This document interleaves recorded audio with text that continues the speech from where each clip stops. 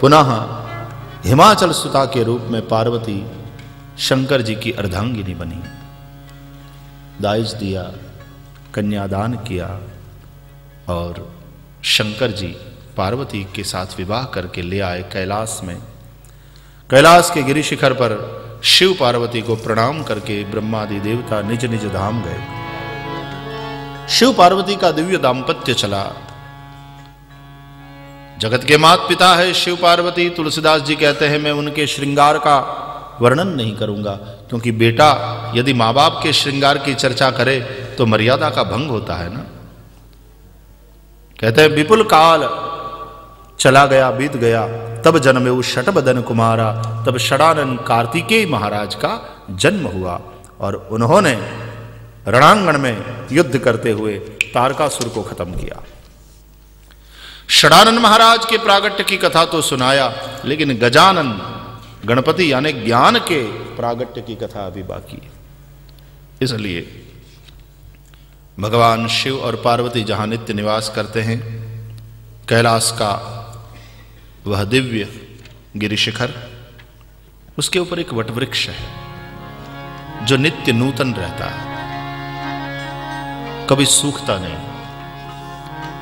एक बार भगवान शिव उस वटवृक्ष के पास गए,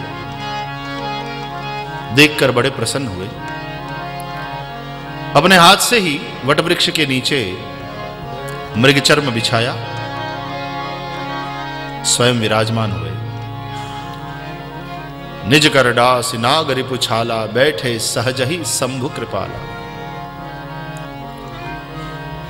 जटा मुकुट सुर सरित सिर, लोचन नलिन विशाल। नीलकंठ लावण्य निधि, सोह बाल विदुभाल। गौर शरीर है, जटा मुकुट है, उससे गंगा बह रही है। कमल लोचन विशाल, ऐसा लग रहा है जैसे स्वयं शांत रस शरीर धारण करके बैठा। सुंदर अवसर पाकर के पार्वती भगवान शिव के पास गई, प्रणाम किया।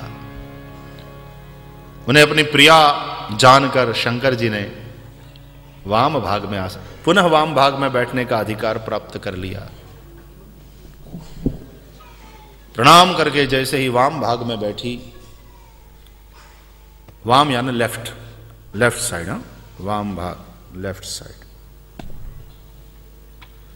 पूर्व जन्म की पूरी कथा मन में आई कि अगस्त्य जी के आश्रम से कथा सुनकर आ रहे थे, सीता को खोजते हुए राम और लक्ष्मण का दर्शन किए थे।